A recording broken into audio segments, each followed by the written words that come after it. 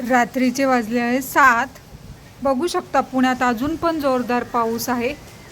खूप पाऊस पडतोय आणि पाऊस आज खूपच जोरात पडतोय. थांबायचं नाव. बघू शकता जोशी ब्रिज आहे इथे. मी जोशी ब्रिजवर उभी आहे. जोशी पूल तर बघू शकता किती पाणी आहे. हे खडकवासला धरणातून पाणी येतं. खूप पाणी आलंय आणि बघू शकता अजूनही पावसाचं वातावरण आहे. असं अंधार पडलेला आहे पुण्यात पूर्ण. जोशी ब्रिजच्या तिथलं हे वातावरण आहे, गरवारे कॉलेज जवळचं. आणि इतकं पाणी कधीच नसतं. खडकवासला धरणातून विसर्ग केल्यानंतर हे पाणी इकडे येतं आणि खूप गर्दी झालेली आहे पाणी पाहायला. इथेच भिडे पूल आहे. तर भिडे पूल देखील पाण्यात गेलेला आहे. इतकं पाणी आहे. खडकवासला धरणातून विसर्ग झालेला आहे. काळोख पडलेला आहे पुण्यात बघू शकता. आणि पुण्याचे ऑफिस सुटलेले आहे तर कुणी घरी जात आहे. असे पुण्यातील पावसाचे वातावरण असते आणि पुण्यात अशा प्रकारे पाऊस पडतो आणि डोंगर माथ्यावर पाऊस पडतो आणि इकडे पाणी सोडलं जातं. मी रस्त्याने जात असताना मला झाड पडलेलं दिसलं.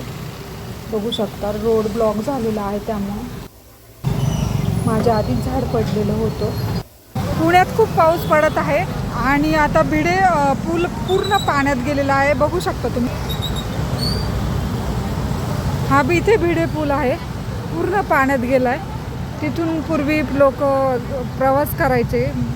तर बघू शकता पाणी किती आहे. खूप प्रचंड पाणी आहे. पुण्यात खूप पाऊस पडत आहे आणि पूर्ण असं भरलेलं आहे.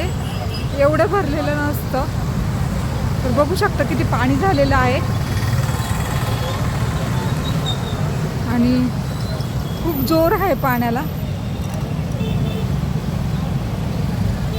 बघू शकता सगळीकडे पाणीच झालेलं आहे. हे नदी पात्र पूर्ण भरल्यास भिडे पूल बंद ठेवतात आणि तिथून जाण्याचा मार्ग बंद केला जातो. आणि असलं वातावरण आहे पुण्यात सध्या. आणि सतत पाऊस पडत आहे आणि अंधार झालेला आहे. पूर्ण काळोख पसरलेला आहे असा. आणि इथे पाणी पाहण्यासाठी या जोशी पूलवर बरेच लोक गर्दी करतात पुण्यातले आणि पाहण्यासाठी येतात. हा प्रवाह नदीचा खूप जोरदार आहे बघू शकता. आणि लोकांनी एवढी गर्दी केलेली आहे बघू शकता पाहायला. व्हिडिओ आवडला तर सबस्क्राईब नक्की करा.